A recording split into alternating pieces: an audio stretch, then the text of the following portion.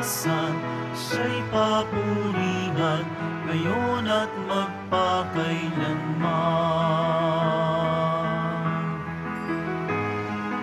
Umawi ang daigdigan, lahat ng naroroon. Umawi ang sangkatauhan, purihin ang Panginoon. Papuri sa kaitasan, siya'y papurihan, Diyos ng lahat. O papuri sa kaitasan, siya'y papurihan, ngayon at magpakailanman.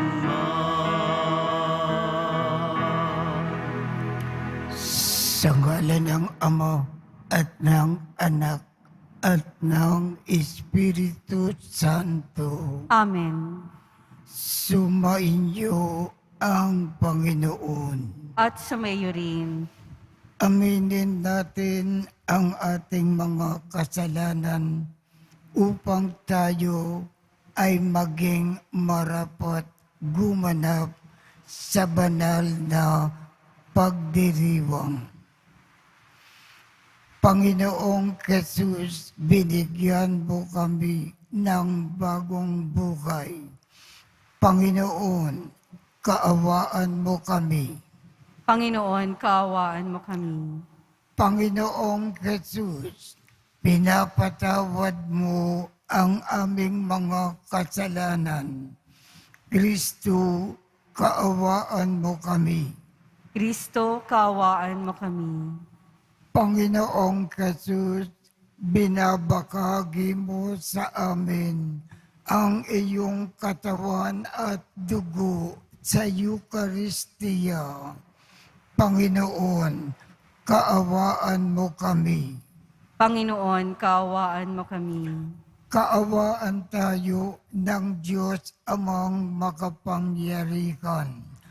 Patawarin ang ating mga kasalanan at patnubayan tayo sa buhay na walang hanggan. Amen. Manalangin tayo. Ama naming makapangyarihan, ang dalaga at martir na si Santa Agata ay manikluhod nawa sa iyo para kami ay iyong patawarin.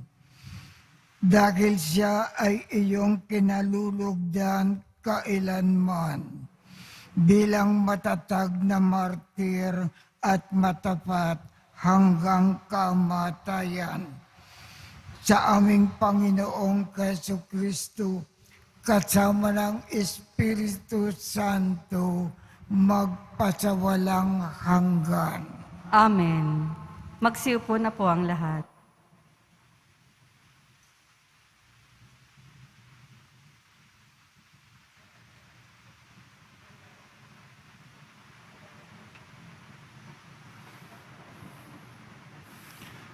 Pagbasa mula sa unang aklat ng mga hari. Noong mga araw na iyon, pumunta si Solomon sa Gabaon upang maghandog, sapagkat iyon ang pangunahing sambahan sa burol. Nag-alin na siya roon ng daan-daang libong handog na susunugin noong una. Kinagabihan, samantalang siya'y naroon pa sa Gabaon, napakita sa kanya ang Panginoon sa panaginip. Ano ang ibig mong ibigay ko sa iyo? Sabihin mo, wika sa kanya. Sumagot si Solomon, kinahabagan ninyo at puspusang minahal ang aking amang si David na naging tapat sa inyo. Matuwid at malinis ang puso. At pinagpatuloy ninyo ang inyong pagkalinga sa Kanya nang marapati ninyong paluklukin sa Kanyang trono ang isa niyang anak. Panginoon, aking Diyos, ginawa mo akong hari bilang kahalili ng aking amang si David. Bagaman ako'y bata pa't walang karanasan, pinapamuno mo ako sa iyong bayan, sa bayang ito na hindi na mabilang sa dami. Bigyan mo ko ng isang pusong maunawain at marunong kumilala ng masama at magaling. Sapagkat sino ang maaaring maghari sa bayan mong ito na napakalaki?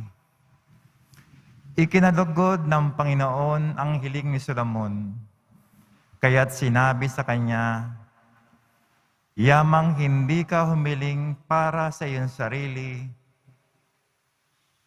na mahalin ng mahabang buhay o kayamanan o kamatayan ng iyong mga kaaway, kundi ang hiniling mo'y pagkaunawa at katalinuhang humatol. Ipinagkakalob ko sa iyo ang hiniling mo. Binibigyan kita ng karunungan na walang kapantay, maging sa mga nauna, maging sa mga susunod pa sa iyo. At bibigyan pa kita ng mga bagay na hindi mo hiningi, kayamanan at karangalan na di mapapantayan ng sino mang hari sa tanang buhay mo. Ang salita ng Diyos. Salamat sa Diyos. Ang lahat ng iyong tuntunin ay ituro mo sa akin. Ang lahat ng iyong tuntunin ay ituro mo sa akin. Paano ba iingatang maging wagas iyong buhay na binata sa kanilang kabataan? Ang tugon ay sumunod siya sa banal mong kautusan. Ang lahat ng iyong tuntunin ay ituro mo sa akin. Buong puso ang hangad ko na ikaw'y paglingkuran.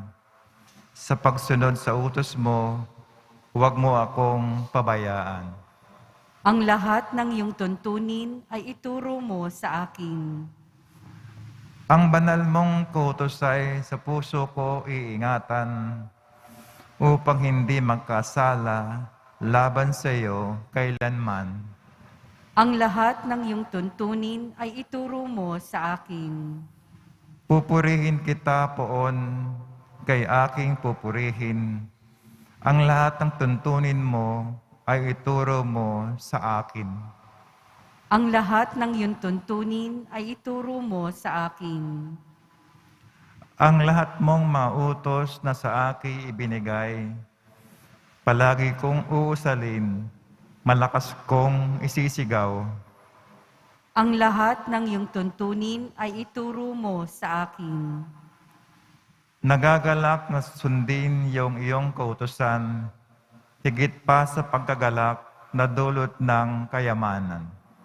Ang lahat ng iyong tuntunin ay ituro mo sa akin. Magsitayo po ang lahat.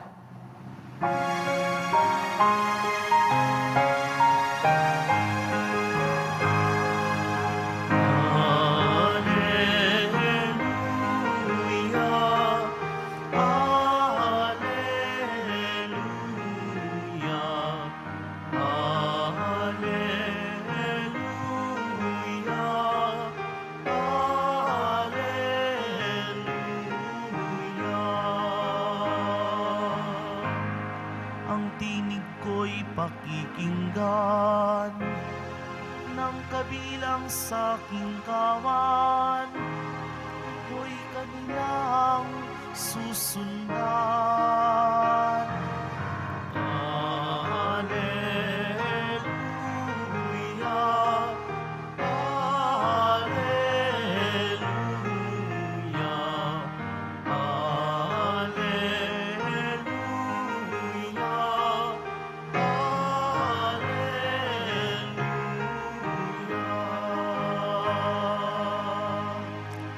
Sumainyo ang Panginoon. At sumayo rin. Ang mabuting balita ng Panginoon ayon kay San Marcos. Papuri sa iyo, Panginoon. Noong panahong iyon, bumalik kay Jesus ang mga apostol at iniulat ang lahat ng kanilang naisagawa at naituro. Napakaraming taong dumarating at umaalis, ano pat hindi na makukang kumain ni Jesus at ng kanyang mga alagad.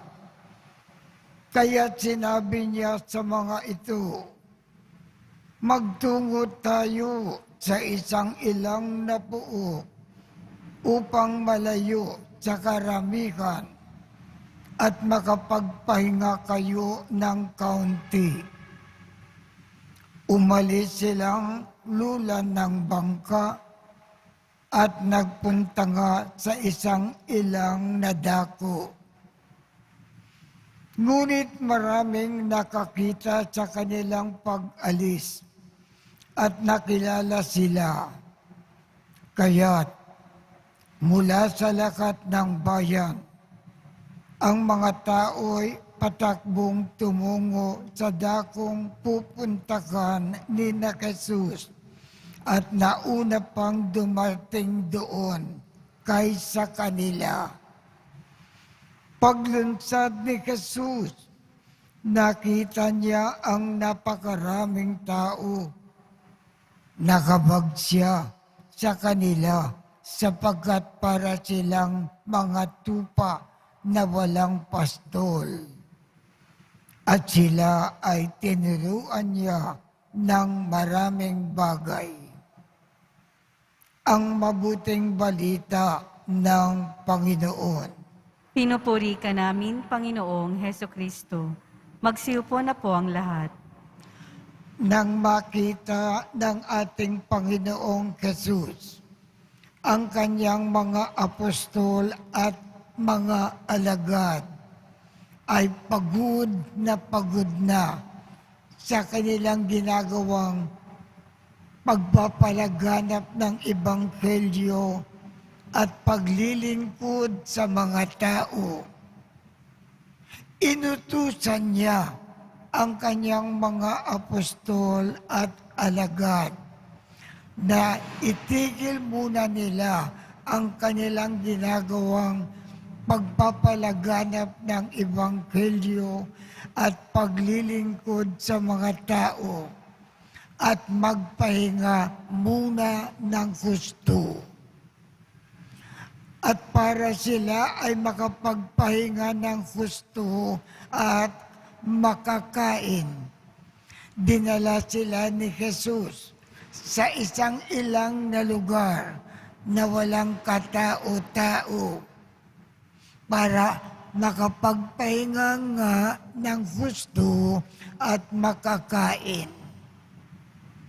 Sa lugar na kanilang pinuntahan para makakain at makapagpahinga, dumating ang maraming tao para makapagpahinga pa rin ng husto ang kanyang mga apostol at mga alagad at makakain.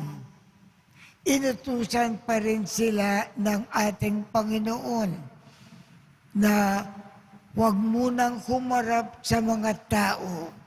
Magpahinga muna sila. At sana ang humarap sa mga tao para paglingkuran ang mga taong ito. Ano ang ibig ipaalam sa atin ng ating Panginoon sa pamamagitan ng ating Ebanghelyo? Kung tayo ay pagod na sa ating ginagawa, itigil natin ang ating ginagawang trabaho at magpahinga muna ng husto at kumain. Sa madaling sabi, kung pagod tayo, inuutusan tayo ng Panginoon na magpahinga. Itigil muna ang ginagawa at magpahinga. Obligado tayong magpahinga kung tayo ay pagod na sa ating ginagawang trabaho. Ngayon, bakit inuutusan tayo na kung pagod tayo, dapat tayong magpahinga, gusto man natin o hindi? Sapagkat kung tayo ay trabaho ng trabaho na walang pahinga, ang ating ginagawa hindi gaganda at madaling uminit ang ating ulo. Para ang ating ginagawang trabaho ay maayos at maganda at hindi umiinit ang ating ulo, kung pagod tayo, dapat magpahinga. Bakit may mga taong madaling magalit? Kulang sa pahinga. Trabaho ng trabaho na hindi nagpapahinga. Bakit maraming tao ngayon ang nagkakasakit?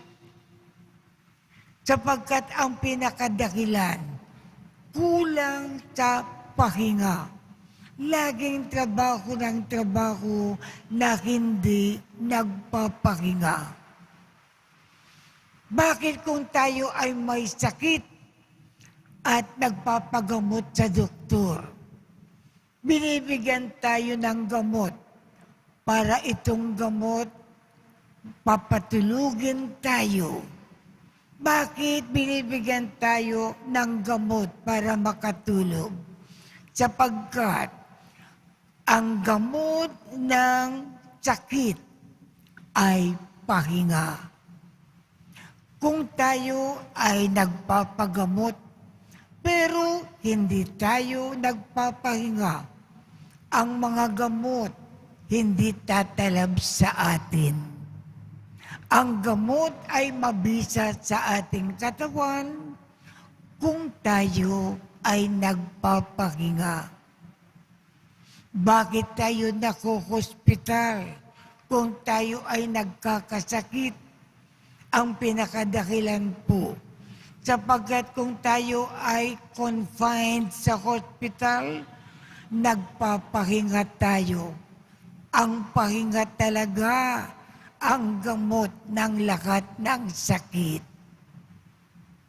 Kung tayo ay pagod na hindi nagpapahinga, ang ating immune system hihina.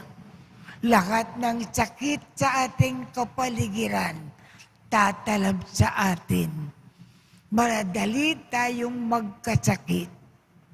Ang dahilan kung bakit tayo ay may TB, may cancer, sakit sa bato, sakit sa puso. Ang pinakadahilan kasi, hindi tayo nagpapahinga. Trabaho ng trabaho nang walang tigil. Kaya ang payo ng ating Panginoong Hesus sa ating ebanghelyo ngayong umaga, kung pagod na tayo sa ating trabaho, obligado tayong magpahinga. Ang taong hindi nagpapahinga kung pagod, nagkakasala ng mortal sin. Pinapatay niya ang kanyang sarili. Kaya ang paalaala ng Panginoon, kung pagod tayo, obligado tayo sa mata ng Diyos, magpahinga muna.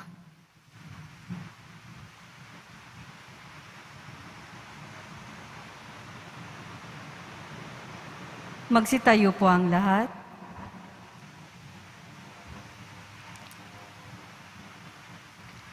Mula ulat sa pangangailangang lumaya sa mga hamon ng buhay upang mapatatag at mapanumbalik ang ating diwa at kalooban. Manalangin tayo sa Panginoon at ang ating tugon, pastulan mo ang iyong bayan o Panginoon. Pastolan mo ang iyong bayan, O Panginoon. Ang mga namumuno sa simbahan, naway panatilihin nilang buhay ang kanilang pagtatalaga sa pagpapahayag ng Ebanghelyo. Manalangin tayo. Pastolan mo ang iyong bayan, O Panginoon. Ang mga nabibigatan sa mga pasanin sa buhay, naway lumikas at mamahinga upang makatagpo ng kapayapaan sa piling ni Kristo. Manalangin tayo. Pastolan mo ang iyong bayan, O Panginoon. Ang mga tumalikod sa kanilang pananampalataya, naway muling maakay pabalik sa pamilya ng Diyos. Manalangin tayo. Pastolan mo ang iyong bayan, O Panginoon. Ang mga may sakit, naway makakita ng kagalingan sa kanilang karamdaman sa pamamagitan ni Maria. Manalangin tayo. Pastolan mo ang iyong bayan, O Panginoon. Makapangyarihang Ama, tinawag mo kami upang iyong makasama. Magsiupo na po ang lahat.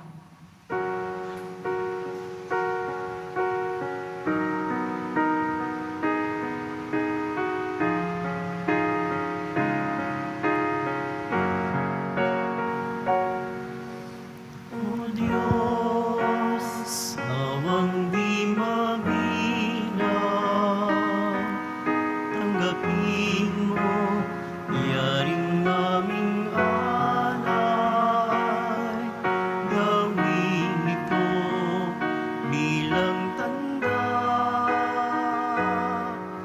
ng aming kaligtasan. Narito, O Ama, alak at tinapay, bunga ng lupa at ng aming paggawa.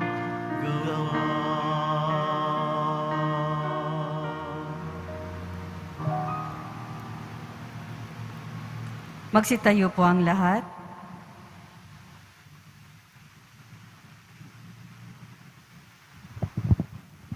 Manalangin kayo upang ang pag-aakin natin ay kalugdan ng Diyos Amang makapangyarihan. Tanggapin nawa ng Panginoon itong paghahain sa iyong mga kamay, sa kapurihan niya at karangalan, sa ating kapakinabangan at sa buong sambayanan niyang banal. Ama naming lumikha, pakabanalin mo at batbasan ang mga alay na nakahanda upang paalabin nito ang aming diwa sa ningas ng pag-ibig mo na nagdulot ng tagumpay sa pagpapakasakit ni Santa Agata sa pamamagitan ni Jesu Kristo kasama ng Espiritu Santo magpasawalang hanggan.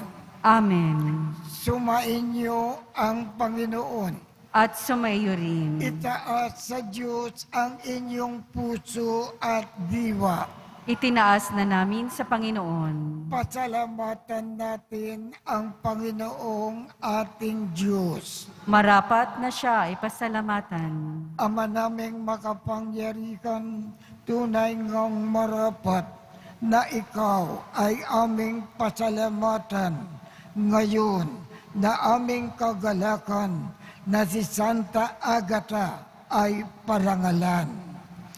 Siya ay kapanalig namin na may paninindigan na ikaw ay ipakayag kakit siya ay mamatay, sapagkat minarapat mo na kanyang matularan ang iyong anak na nag-akin ng sariling buhay.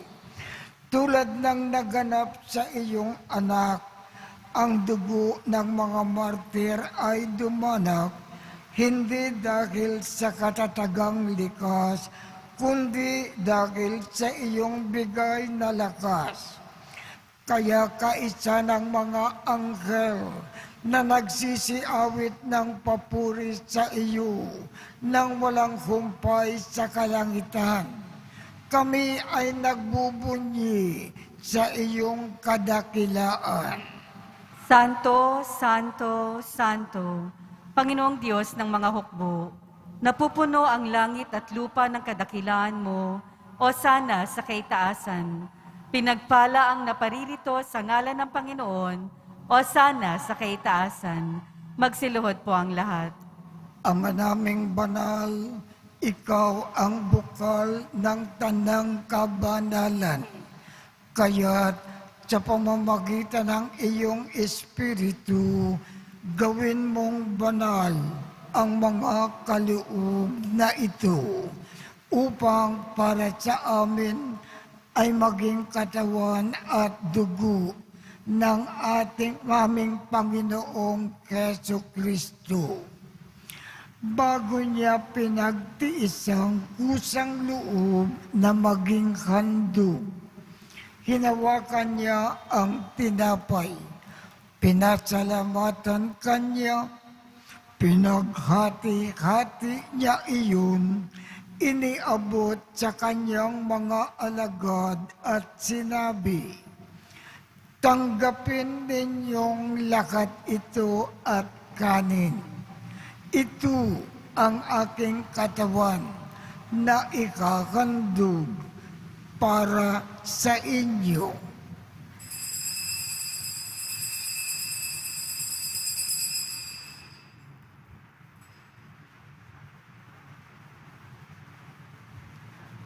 Gayon din naman, noong matapos ang hapunan, hinawakan niya ang kalis. Pinasalamatan kanya, iniabot sa kanyang mga alagad at sinabi, "Tanggapin ninyong lakat ito at inumin. Ito ang kalis ng aking dugo, ng bago at walang hanggang tipan. Ang aking dugo na ibubukos para sa inyo at para sa lahat, sa ikapagpapatawad ng mga kasalanan. Gawin ninyo ito sa pag-alaala sa akin."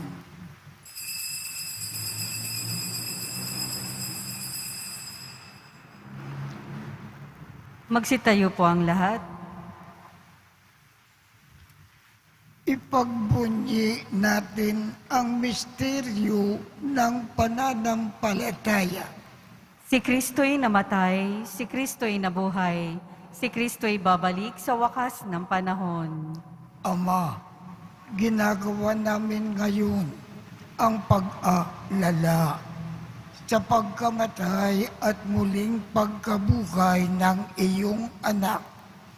Kaya't iniaalay namin sa iyo ang tinapay na nagbibigay buhay at ang kalis na nagkakaloob ng kaligtasan. Kami ay nagpapasalamat dahil kami ay iyong minarapat na tumayo sa harap mo para maglingkod sa iyo. Isinasamo namin kaming magsasalo-salo sa katawan at dugo ni Kristo ay mabuklod sa pagkakaisa sa pamamagitan ng Espiritu Santo. Ama, lingapin mo ang iyong simbakang laganap sa buong daigdig. Puspusin mo kami sa pag-ibig. Kaisa ni Francisco, aming Papa, Jose, aming Obispo, at ng Tanang Kaparian. Alalakanin mo rin ang mga kapatid naming nakimlay nang may pag-asa na sila ay muling mabubuhay. Gayon din ang lakat ng mga pumanaw. Kaawaan mo sila at patuloyin sa iyong kaliwanagan. Kaawaan mo at pagindapatin kaming lahat na makasalo sa iyong buhay na walang wakas. Kaisa ng makal na Birhen Maria na ina ng Diyos, ng kabiyak ng puso niyang si San Jose, kaisa ng mga apostol at ng lakat ng mga banal na namukay dito sa daigdig ng kalugod-lugod sa iyo. Maipagdiwang nawa namin ang pagpupuri sa ikararangal mo sa pamamagitan ng iyong anak na aming Panginoong Keso Kristo. Sa pamamagitan ni Kristo, kasama niya at sa Kanya, ang lahat ng parangal at papuri ay sa iyo, Diyos amang makapangyarihan, kasama ng Espiritu Santo, magpasawalang hanggan. Amen. Sa tagubilin ng mga nakagagaling na utos at turo ni Jesus na Panginoon natin at Diyos, ipagayag natin ng lakas loob. Ama namin, sumasalangit ka, sambahin ang ngalan mo, mapasa amin ang kaharian mo, sundin ang loob mo dito sa lupa para nang sa langit. Bigyan mo kami ngayon ng aming kakanin sa araw-araw at patawarin mo kami sa aming mga sala para ng pagpapatawad namin sa mga nagkakasala sa amin. At huwag mo kaming ipahintulot sa tukso at iadya mo kami sa lakat ng masama. Hinihiling namin, Ama, iadya mo kami sa lakat ng masama. Pagkalooban kami ng kapayapaan sa araw-araw. Iligtas sa kasalanan at ilayo sa lahat ng kapakamakan. Samantalang aming pinananabikan ang dakilang araw ng pagpapakayag ng tagapagligtas namin si Jesu Kristo. Sapagkat iyo ang kaharian at ang kapangyarihan at ang kapurihan magpakailanman. Amen. Panginoong Keso Kristo, sinabi mo sa iyong mga apostol, kapayapaan ang iniiwan ko sa inyo. Ang aking kapayapaan ang ibinibigay ko sa inyo. Tungkayan mo ang aming pananampalataya at wag at ang aming pagkakasala. Pagkalooban mo kami ng kapayapaan at pagkakaisa ayon sa iyong kalooban, kasama ng Espiritu Santo, magpasawalang hanggan. Amen. Ang kapayapaan ng Panginoon ay laging sumainyo. At sumaiyo rin. Magbigayan tayo ng kapayapaan sa isa't isa.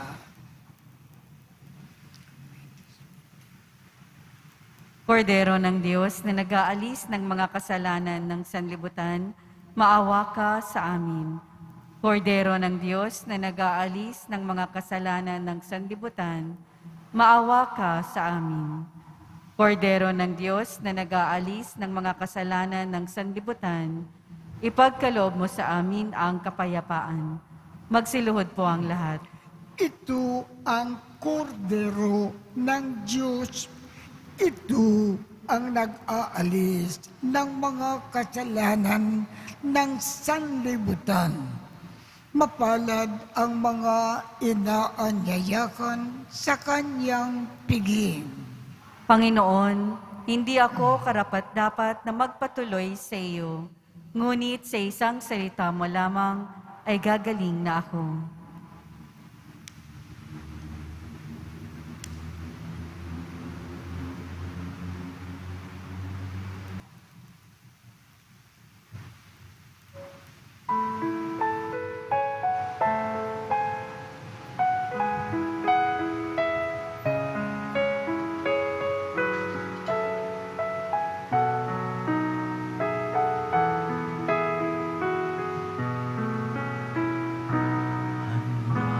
Akong alay ang aking buhay, alang-alang sa aking mga tupad. Handa kong ibuwis ang lahat ng sa akin, alang-alang sa iyong kaligtasan. Batid ko kung sino ikaw. Ako'y pastor mo, sa'yo'y nag-alaga. Batid mo rin kung sino ako, na nagmamahal sa iyong lubos, na akong ihalay ang aking buhay, alang-alang sa aking mga tupad. Handa kong ibuwis ang lahat ng sa akin, alang-alang sa iyong kaligtasan. Kahit na mawalay sa aking piling, ikaw ay aking hahanapin. At kapag ika'y natagpuan, pauwi sa balikat mo'y ipapasal. Handa kong ialay ang aking buhay, alang-alang sa aking mga tupad. Handa kong ibuwis ang lahat ng sa akin, alang-alang sa iyong kaligtasan.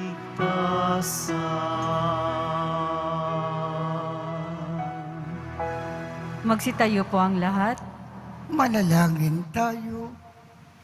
Ama naming mapagmahal, ang tinanggap naming banal na pakikinabang ay makapagdulot nawa sa amin ng katatagan na nagkaloob ng katapatan sa paglilingkod at tagumpay sa pagtitiis ng pagsubok sa iyong martir na si Santa Agata, sa pamamagitan ni Jesu Kristo, kasama ng Espiritu Santo, magpasawalang hanggan.